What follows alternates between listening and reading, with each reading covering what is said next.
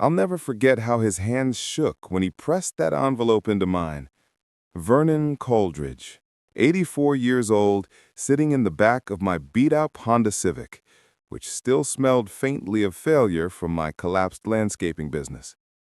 Outside, the October rain was pounding against the windshield, a relentless drumbeat that almost drowned out his words, yet somehow they cut straight through, sharp and personal, like they were meant for me alone. "You remind me of someone I lost," he said quietly, handing me a card with trembling fingers. His eyes glistened with unshed tears, a mix of sorrow and something heavier, regret, maybe. In that moment, it felt as if the universe had paused, holding its breath, letting this encounter stretch infinitely. 12 hours later, Vernon was gone.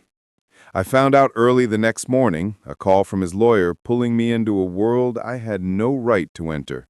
A marble office, polished floors, leather chairs, and an offer that would leave me reeling.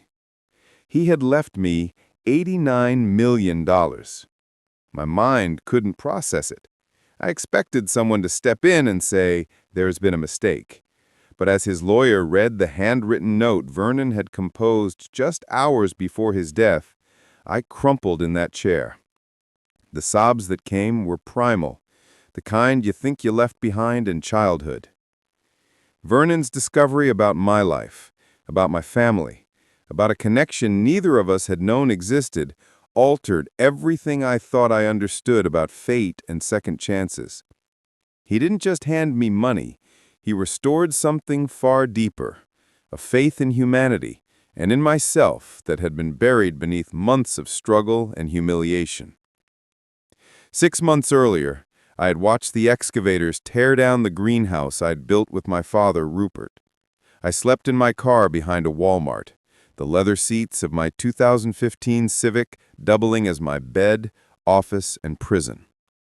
Every morning began with the beeping of delivery trucks as I brushed my teeth in a McDonald's bathroom, sipping a dollar coffee, and trying to pretend I had a life. Driving strangers around Minneapolis in my failing Uber became my lifeline. Every ride was a small gamble.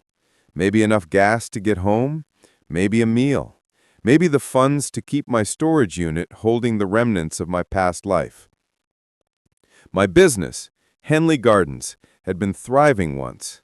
We had 12 employees, contracts with country clubs, private estates, and the city's botanical garden. My brother, Deacon, managed equipment and maintenance. My father, Rupert, built it from nothing. A rusty pickup, a push mower, and every Friday he'd walk the job sites with chest puffed, proud of what we'd created. Now, Deacon wouldn't answer my calls. The last time we spoke, he told me I'd destroyed his future along with my own. My father left voicemails, carefully phrased, offering help without shaming. I was too proud to take it. I survived on canned food, dollar coffee, and Uber rides, trying to hold on to some sense of dignity. And yet, on that rainy October morning, my life was about to pivot in ways I could never have imagined. The ride request popped up. Terminal B to downtown. I almost declined. 45 minutes each way, gas hovering near empty. But I told myself, just survive one more day. When I pulled up, Vernon was waiting, impeccably dressed, silver hair immaculate, carrying a single vintage suitcase. He looked every bit the billionaire, yet his eyes told a different story. Loneliness, grief, the weight of years. I loaded his bag into the trunk. He touched my shoulder gently. "Thanks for coming in this weather," he said softly. The first 10 minutes of our drive, he asked me about my life. Real questions, not the polite small talk most passengers gave. I told him everything, the business, the failure, the pride, and the heartbreak. Then he grew quiet, staring out at the rain-soaked city. "My son," he whispered, showing me a picture on his phone. "He'd be about your age now." I froze. The resemblance was uncanny. The same eyes, stubborn jaw, hands that spoke of hard work. His son, Brock, had died decades ago in a motorcycle accident, a young man full of life and promise, gone too soon. Vernon's voice cracked as he shared the story, decades of regret wrapped in pain. "If I could go back just once," he said, "I'd tell him I was proud. I'd tell him I trusted him." By the time we reached downtown, I felt as if the rain outside had nothing on the storm inside the car. And then he did something I'll never forget. Vernon handed me a check, $20,000, telling me not to open it until I got home. "Call your father tonight," he urged. "Tell him anything, but nothing." I drove back to my usual spot behind Walmart, heart still hammering, clutching the folded check and Vernon's business card. The rain had softened into a persistent drizzle, like the city itself was holding its breath, waiting. I unfolded the check, $20,000, written in his shaky hand but signed with authority. A stranger's fortune, handed to me because he saw something I'd stopped seeing in myself. That night I called my father. The moment he answered, his voice trembled with worry. "Brock, are you okay?" I couldn't speak. Not at first. The words tangled in my throat. Then it all poured out. The bankruptcy, Deacon's bitterness, the heartbreak, and Vernon. I told him about the man in the Civic, the story of his lost son, the $20,000 that felt like both a lifeline and a warning. "Son," he said softly, "I'll be there. Just hang on." 2 hours later, my father pulled into the Walmart parking lot.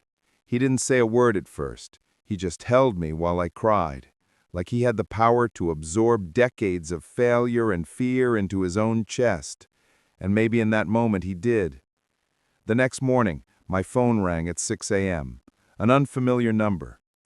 "Mr. Henley, this is Atticus Brenfield. I'm Vernon Cauldridge's attorney. I have difficult news." My stomach dropped. I'd seen Vernon alive just yesterday afternoon. "Mr. Cauldridge passed away last night." The words felt wrong, impossible. My hands went numb. The phone nearly slipped from my grip. Vernon, just hours ago, laughing, crying, sharing his heart with me, gone. And now his final wishes were waiting in the office of a man whose leather chairs probably cost more than my car and storage unit combined. We drove to Minneapolis in stunned silence. My father sat beside me, gripping my shoulder occasionally, silently offering the strength I didn't feel I had. The $20,000 check burned a hole in my wallet, a symbol of promise and responsibility that weighed heavier than any paper should. Brenfield's office smelled of polished mahogany and quiet authority. Atticus gestured for us to sit, his voice uncharacteristically soft. "Mr. Cauldridge updated his will last night. You need to hear this yourself." He opened a folder full of documents, the legal language flowing like a wall of text I wasn't ready to climb. And then came the numbers that made the room spin. "Vernon Cauldridge has left you his entire estate, $89 million in liquid assets, properties across 7 states, and controlling interest in Cauldridge Pharmaceuticals." I froze. My father gripped my arm. "Impossible," I muttered. "He doesn't even know me. We met yesterday." Atticus nodded. "He knew more than you might think. He left you a personal letter. He insisted I read it to you." I swallowed hard as he began.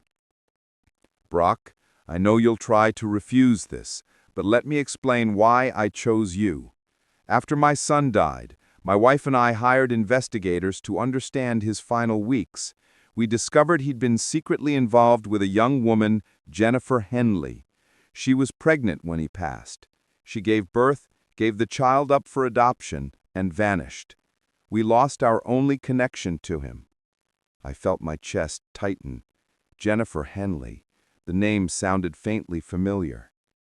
"Yesterday, I had my team run one last search. Modern technology uncovered her records. She died in 2005, but her son, now named Shawn Matson, born June 15, 1988, is alive. He is family, Brock, someone who carries my son's spirit in his blood. My mind spun.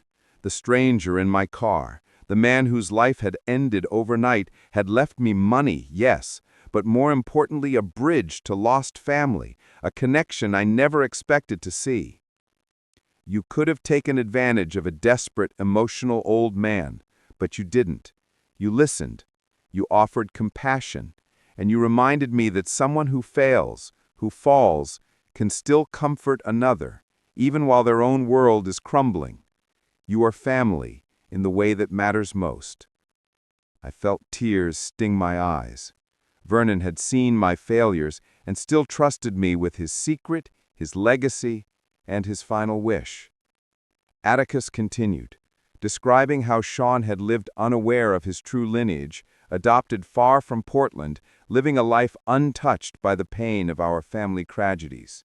Vernon's note, carefully composed before his death, instructed me to meet him, to guide him gently into the truth, and to honor the memory of his son in every action I took next. The room felt smaller, suffocating, yet alive with possibility. Vernon's $20,000 tip, his final conversation, his letter, they weren't just kindness. They were a test, and somehow I had passed. I drove to Portland 3 weeks later. Shawn Matson met me in a coffee shop, calm and curious, unaware of the storm his father and grandfather had endured. He had Vernon's eyes and Jennifer's smile, a haunting echo of the past. As he showed me pictures of his family, I saw generations weaving together, mistakes and forgiveness, love lost and found. I always wondered why my birth mother gave me up, Shawn said softly. Now I know. She was protecting me from grief I didn't need to carry. We visited Vernon's funeral together. The church was packed, with colleagues, employees, politicians, but Shawn and I were the only family present, bound by blood, loss, and the will of a man who saw beyond what was visible. I spoke at the eulogy about the 40-minute car ride that changed my life, about how Vernon didn't just give me money, he gave me a second chance to see family, to heal, and to honor those who had passed. With the inheritance, I didn't just rebuild a business. I created something far bigger, something Vernon would have been proud of. But that decision carried risks, enemies, and secrets that not even I could fully predict. Subscribe for more stories like this. After Vernon's funeral, I returned home with Shawn's family photos burning in my mind. It was strange. Here I was, a man who had been sleeping in a car 6 months prior, suddenly tasked with carrying the legacy of a man I barely knew. And yet, the responsibility felt right. It felt like destiny, like someone had finally handed me a lifeline, not for money, but for meaning. I called Deacon first, my younger brother, the one who had blamed me for losing everything, the one who had refused to answer calls when I needed him most. Deacon, I need your help. He paused, skepticism written across his face, even through the phone. With what? The Cauldridge Foundation. I want to help families who failed, who've been crushed by circumstances beyond their control. Mentorship, funding, support. A second chance. You're the only one I trust to run it with me. There was silence. Then, slowly, he said, "You're really serious about this?" I've never been more serious in my life.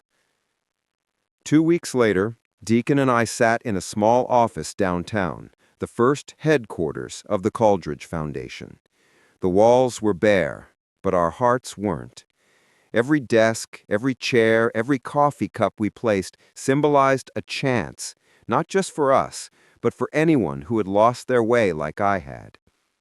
Our first client was a bakery owner in North Minneapolis. Health code violations had forced her to shut down, and she was months behind on loans. She reminded me of Jennifer, my aunt, and what might have been had she been supported. We gave her a small grant, access to mentors, and a soft reminder that failure didn't mean the end. Word spread quickly.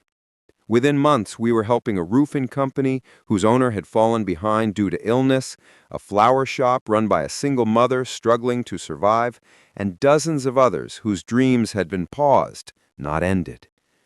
I watched these families, their eyes lighting up with hope I recognized from my own father's gaze, and I realized Vernon's gift wasn't about the money. It was about restoring belief. Through it all, Shawn and I stayed close. We shared stories of Jennifer, of Vernon, and the son he had lost.